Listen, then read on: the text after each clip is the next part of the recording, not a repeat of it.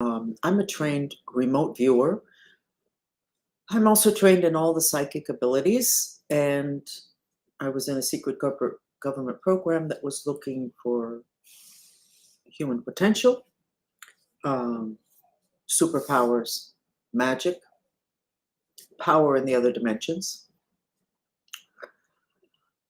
Today, I apply those skills to my work with my followers, who are kind of remote viewers in training, but a very natural process. And one of the things I really like having to do with my skills is to apply it to business. And I've been in business since I guess I was 14 years old. That's when I had my first business card. So I'm going to today talk a little bit about the spiritual aspect of your business and how you can stack the deck in your favor. And you might want to listen carefully and don't reject anything, even though I don't think you're going to reject what I'm going to say, because I think instinctively you're going to go, that makes sense. And just by listening, you're expanding your powers of observation in the other dimensions, because I have the power of induction, which is a superpower, which means that when you're in my presence, whether it's via chat, on the phone, email, or in person, your psychic abilities, which everybody has, augments. But let's go into how I teach, which is through stories, things that actually happened. And I'm going to start with a chicken sandwich, which is a rather well-known story in media, radio in Miami, because of the fact that we were able to give this information on a radio show where the host thought it was just hilarious, and actually ended up ordering a chicken sandwich during the show where I was a guest. I was a weekly guest. So I order a chicken sandwich from a restaurant that's near where I'm working. When the sandwich arrives, it's in the kitchen. I go to the kitchen, I put it on the plate, and I'm walking to my desk. And I'm looking at the chicken sandwich on the plate, and I'm thinking, wonder what would happen if I do a purification on it. And at that time, I had a product that you sprayed. And so I sprayed my chicken sandwich on my way to the kitchen, to my desk. I almost died because from the chicken sandwich, the spirit of a dead chicken with no feathers floated up and out from it. In other words, the spirit of the chicken that was in that sandwich was released by my purification. But what happened if I hadn't purified it? I would have eaten it, like all my other chicken sandwiches. And you would have too, without even knowing. Obviously, I couldn't eat that sandwich. But by the time I got to my desk and I was hanging onto the chair because my knees were buckling, thinking of all the spirits that I've eaten through the decades of my life, because I am not a young chick, I went, okay, let me go deeper into the sandwich. What else is it that I would be taking in if I had eaten this darn sandwich? And what I found was that the owner of the restaurant is borderline bankrupt. So he's scared that he's not going to be able to keep his restaurant going. And that fear of failure is in that sandwich. Even though I don't think he personally made that sandwich. I think it was somebody who worked in the kitchen. But the energy of the business was inside that sandwich, in addition to the spirit of the chicken. So, what does that have to do with you in business? This transference of energy from the owner of the company, of a restaurant, into my chicken sandwich that would have gone inside of me. If you know your business well enough, you will know where that applies. Now, in Mexico, they know, and I'm sure it's all the other countries where they have black magicians, that if you want to kill your enemy, the easiest way to kill them is to put black magic in their food. You get it into them. Well, nobody's trying to kill us with the spirits of these dead animals, but basically they're killing our essence. Because you and I both know that that chicken did not die well, didn't die elegantly, and nobody did a Buddhist ceremony, because the Buddhists are the best about people that have died and taking care of their souls so that they go to where they're supposed to go once their physical body is dead, no longer functioning. So every person that works for you is going to transfer their energy to your product, to your service. So how are your employees? Spiritually. I'm not talking about the smiles on their faces, because that we already know does not represent truth. It represents what they're trying to show people that they're feeling. And the people that are the most unhappy sometimes have the biggest smiles plastered on their faces. They're very positive. Well, you don't have to be positive if everything is good. That's simply the way things are. When you're that positive and that smiley, there's something that you're hiding. So just because all your employees have been trained to smile does not mean that they are well and that what they're doing is good, transferring to your product. As an example, if you're older, you remember what they called that phrase called going postal. Going postal, I guess it was 30 or 40 years ago when it was a big deal, when it turned out that there were people that worked for the post office that would run around shooting people. They were so frustrated. That stopped happening. Okay, so I was at the post office many years ago, and I decided had to wait in line. I was impatient, and I decided to kind of switch gears in terms of my psychic abilities to look into the other dimensions. Behind every smiley postal worker standing in their little cubicle taking care of us, there was a huge raging spirit behind them. Their faces, the postal workers, were smiling. How can I help you, ma'am? Yes, okay, no problem. I'll take care of that for you. Just put it over there in that pile. All of that was covering this being behind them. Every single one of them had a huge spirit stuck to them that was full of rage. But they were not showing it because of their training. In other words, they had been trained that it didn't really matter what we stupid customers were asking for, doing whatever. They had to continue to smile. They were trained to be emotionally dishonest. And the words out of their mouth did not match what they really wanted to say to us. By the way, the throat chakra, which dominates your ears, your nose, your mouth, your neck, and the outside of your arms, not the inside, is where there's 5 portals to other worlds. No, there's actually 6. One that you can't see. Your ears are portals, your nostrils are portals, your mouth is a portal, and then you have a huge portal on the left side that is a galactic portal that goes to off planet. So the throat, unless you give the throat what it needs, which is truth, your throat is broken. And you have 5 or 6 portals through which you can be invaded and will be invaded, and they won't be asking for permission. So every time you have to train your staff to turn the other cheek, to understand that the client is dumb and doesn't understand, therefore you just take care of them with a smile, all of that, which is emotionally dishonest. And you do not train your staff how to purify their real sentiments towards what it is that they're doing, you're going to have a zombie on your hands. And that was what was happening years ago when they were going postal. They were losing it. They couldn't take it anymore. Now, what did they do to the postal workers that made them so robotic? I haven't wanted to look into that. But let's go into what I many times diagnose for people that say to me, I've sent in all these resumes. I need a job. I'm really good. I don't understand. They're hiring people that are less than me. I'm not asking for more money. When I check and I look at the resume, whether it's via email or in person, I see that the energy of my client transferred to that petition for a job, that resume, that application. And my client wasn't doing well. And my client didn't really want that job because they really deserve more money. So somehow the person looking at those resumes was able to perceive that this was not going to be a good employee.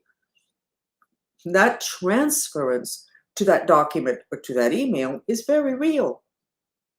And the person who's in HR, who hopefully is sensitive to this type of information can tell that my client doesn't really want that job, that my client is not really ready, that my client resents having to work, etc. Transference of energies. So, do you make a product? We all know that when it comes to food, you have incredible cooks. And it turns out they're using exactly the same ingredients as everybody else. Well, how can that be that what they made was so incredible, and the next two guys that made it was exactly the same ingredients, and yet it wasn't incredible? It was a transference of the energy and the intention of the person who made it. The two where it wasn't so great were not really that intended, were not really that into it, really didn't care as much as the person who made that food, that cake, that casserole with love, fully intended that it be really good for the people that are eating it. Their intention, their energy. I think I've already told you the story about arriving at what was my factory in those years, where I made a collection of flower essence sprays. And the girl that's making them is drowning in tears. And I said, "Oh my God, what happened?" She said, "My mother died." And I knew her mother. And she was in another country at this point. Oh my God. I said, "Oh my God, and you can't go to your country, right?" Because she was illegal.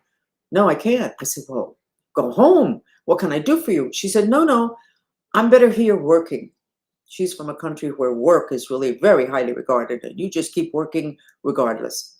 And she did. And basically, she destroyed my business. Well, how did that happen? Well, at that point, that particular collection was in a weakened state because I had listened to my clients, and they said that the spray nostril was sprayed out too little and their fingers would get too tired. So I went ahead and I got a different cap with a different nostril where when you pressed it, a lot of aromatherapy came out. But it was too big, it was too much. But I didn't know it yet at that point. But some of my clients were thinking I had chosen that nostril, that spray cap, in order for them to use it quicker, and then I'd make more money because they'd have to buy it quicker. Well, it wasn't the case. I was trying to please them. That, together with the energy that went into probably 500 bottles of aromatherapy, which was sheer, intense, devastating grief of this person whose mother had just died, killed my business. It killed that business. We did not recuperate. And I think I didn't want to recuperate. I wanted to get away from those bottles. I wanted out. And at that time, I didn't really understand. And I'm not sure I could have done anything anyway, other than throw out the 500 bottles, because she said that that's what she needed, because she couldn't run to the airport to go to the funeral of her mother.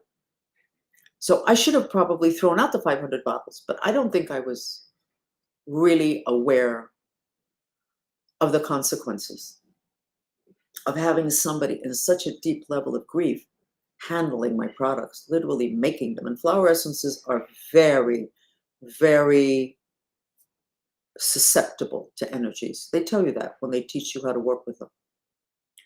So what's going on with your employees? What happens when you have an employee with an incredible trauma? And they say, "I need to keep working because I'll go crazy if I don't work, so I need to come to work." You just allow them, and then you deal with the consequences of what happens to the sales, the product, whatever, the service. I would suggest that, yes, you just allow them, but I would suggest that you need to institute a series of stress management surrogate techniques so that you can take care of the emotional component of what's going on with that person who is influencing your business. Now, when I get mothers who say to me, "No, because my child, he wants to kill himself, or he's so unhappy, or he's so angry, and he's not going to do a mantra, Francis. So don't tell me to tell him to do a mantra, because he's not going to do a mantra. He won't even give me the time of day." Okay, I certainly understand that. So what do? You do the mantra for them surrogate. You say, let's say it's a kid, Even though I want to die, I love and accept myself. You say to God, God, these mantras are for my son. Even though I want to die, I love and accept myself. Even though I want to die, I love and accept myself. And you're a vacuum cleaner. And you're sucking up that wanting to die, which is an energy, which has a limit. And you're purifying it out from your son because you told God it was for your son. And it works. So let's say you get somebody who comes in and they're very depressed because their wife left them.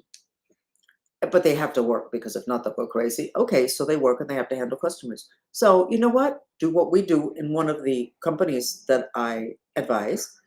And you have a group of people and you say, we need to clear his depression.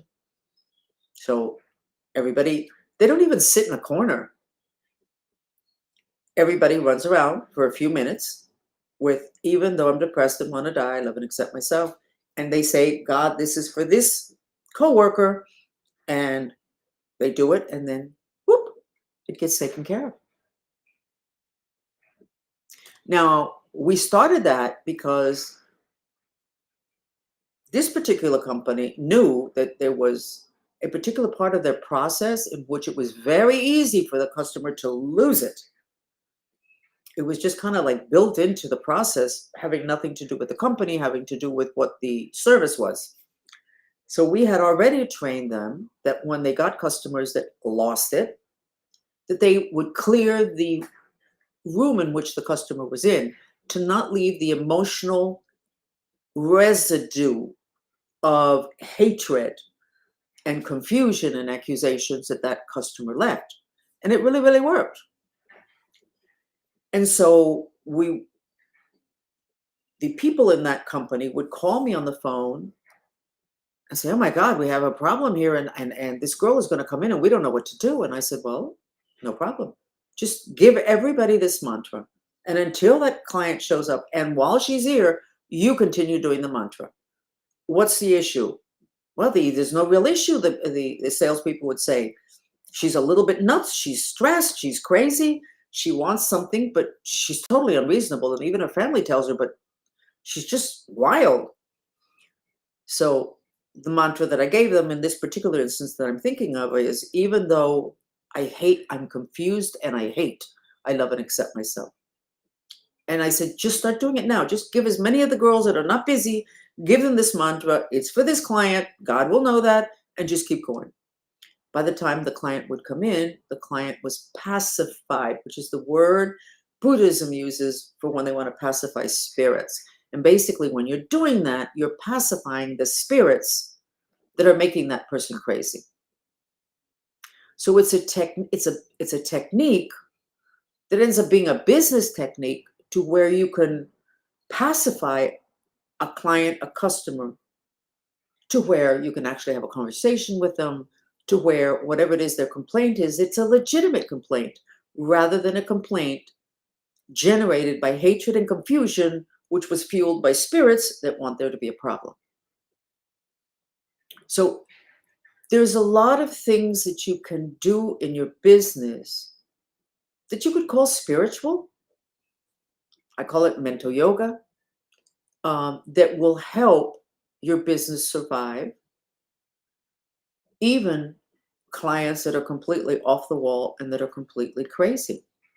I'll never forget one day when my dog bit a neighbor.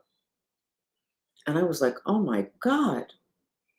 And I remember calling a shaman and saying, I've got this problem and this neighbor is a little bit iffy and I don't know if this neighbor is going to take me to court. I don't know if the police are going to show up. He said, I'll take care of it. Nothing ever happened. The neighbor, the next time she saw me, hi, how are you doing? As if nothing had happened, totally flat. I am not exactly sure what the shaman did. And maybe if I knew, I might think it was unethical. I didn't ask him, that was years ago. But today, what I would suggest is a mantra having to do with the frequency shift that happened around the 15th of October, which is revealing to humans their superpowers. I would suggest a mantra like, please God, help us with our intention, that there be a miraculous solution to the dog bite. And just keep repeating that mantra in silence. And it goes away. The issue goes away.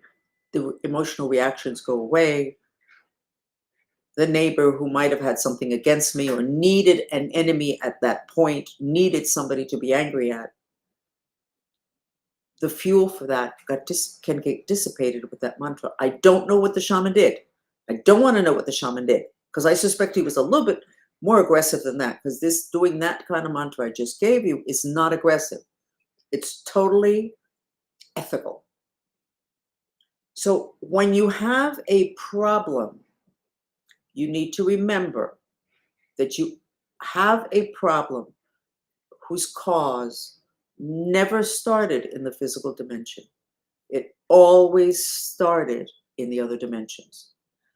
And if you can learn techniques, which we teach, very simple, to deal with the dimensions and the causal factors, that's a lot of power, which is why the government wanted us to go really deep into the other dimensions to figure out what was going on there, which we did, or at least I did. And then I turned around and applied it to business. So what are the influences on your staff? If you have a lot of competitors, and especially a lot of new competitors, that can be very frightening. You can have your staff trying to produce something, wondering if it's ever going to get sold, because there's so many other people that just got into the industry that's doing the same thing for less money. That fear, which is legitimate, needs to be attended to. It needs to be addressed. And you can address it with a mantra. And the mantra would be to reduce the fear, the legitimate fear, that you have new competitors that don't seem to be interested in making money. They just seem to be interested in getting the client to pay them instead of you, except that you need to make money because you have a big payroll.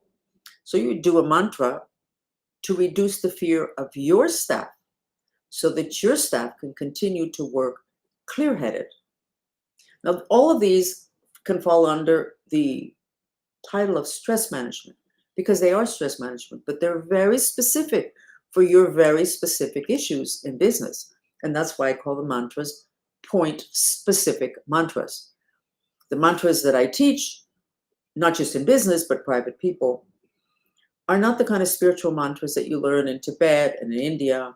They're very long, they're in a language you don't understand, and they really are for spiritual development. And they're wonderful. If not, they wouldn't have lasted thousands of years. That's not what I do. I do today, now. How do we get this to work now? Why do I do that? Probably because of my military background, which means that I was in a military program. I didn't sign up for the military, they never paid me. But their values ended up affecting me. And one of the things they always said was, this information you just gave us, of what use is it? Well, I don't know. You asked the question, I answered it. Yeah, but how do I use this? In other words, they wanted everything that would be useful, efficient, effective.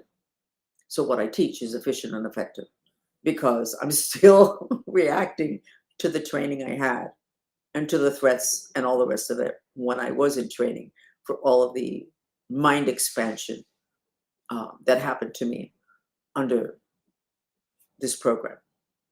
So you need to take care of the spiritual, energetic aspect of your business.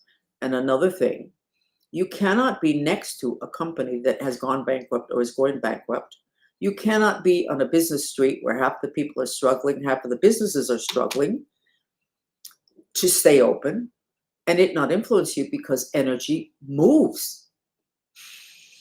And then if you have all these people that are getting ready to go bankrupt, and then you have people inside your company that are having a hard time making ends meet, having nothing to do with what you're paying them, that's the law of attraction. Fear I'm not going to be able to pay my bills, or some of your employees, the companies that are close to you or that are in your industry or that pay attention to you, they have that, they're not going to be able to make it, they're not going to be able to pay the bills, they're going to have to close. Law of attraction. Those energies from those other people that you have nothing to do with comes and sticks to your employees that are struggling to pay their bills because they bought a house that was more than they should have, or because they're putting their kid through college, whatever it is, whatever legitimate or illegitimate reason, they're afraid they won't be able to pay their bills. Well, you have to have an environment around them that won't allow those other energies in. And it doesn't matter how many locks and padlocks you buy or how many guns you have, that is an invisible force. It's actually called a force in Hinduism. It's an astral force. And it is looking for something to magnetize to. If you can keep your environment purified, centered, without a lot of congestions of negative emotions, negative thoughts, and you can also train your staff in stress management techniques for the other dimensions, such as the mantras, such as the hand positions, the mudras, such as using the Fox sensory therapy music videos that are free. When you close down at night, you put it on the 10-hour version, and the entire night there's a purification process going on. You have more of a chance of being in the midst of everybody drowning, everybody going bankrupt, and your company being okay and your people being okay. So you have to take care of your environment, the space where you're at, and also the employees, because it's two different living systems. The employee is a body alive. Your environment of the business is also a living environment. And I'm going to end this with just a story about my staircase in my home. I moved here. This is temporary residence, and it was a rental for 20 years, different people. And I basically purified everything except the staircase. There's no windows there. And I have these flags that I developed for the mantrista movement, which are people that do mantras.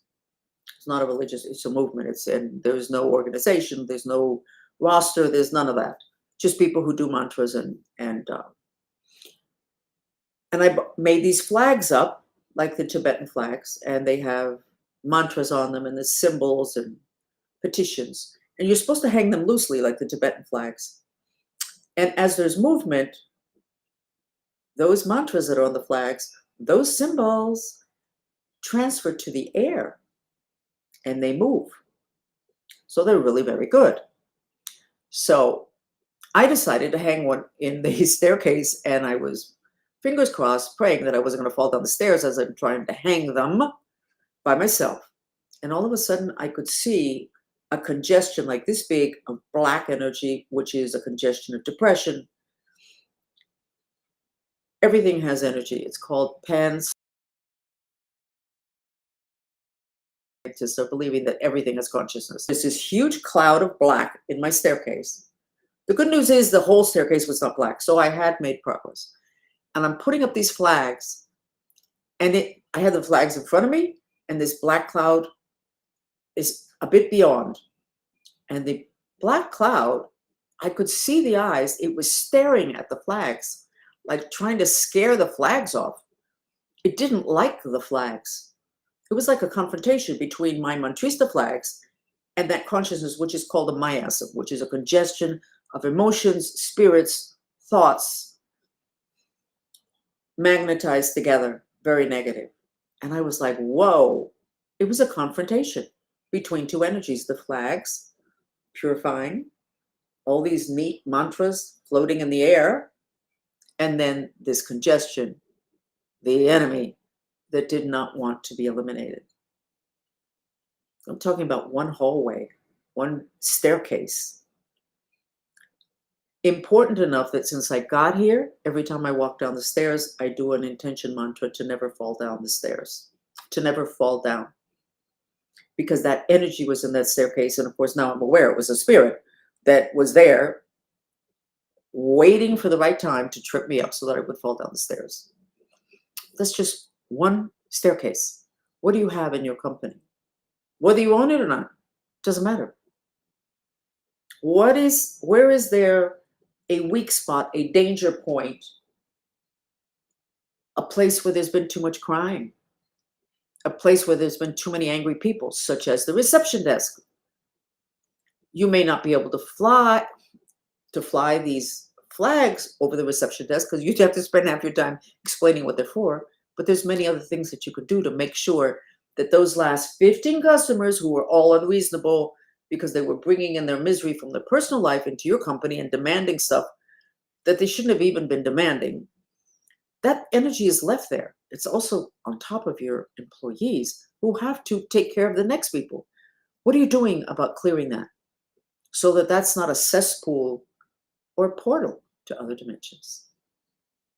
So, my name is Frances Fox. I'm a trained remote viewer, but more than that, I'm a person that chose a pretty miserable life in order to gain this knowledge that is very esoteric, very secret, and very powerful, so that I could deliver it to people like you today, so that I can make a difference. And I can feel that what I decided was my mission, which was to reduce human anguish, can be accomplished. And I find it very interesting to apply it to the business world. So keep following us. This is a podcast on Spotify and also on Apple, on iTunes, and also on our Twitter X account. So thank you for listening. And be careful with those chicken sandwiches. You might want to simply do a purification prayer. Please, God, help me with my intention to purify my food. I didn't eat chicken for a long time after that. And thank you for listening.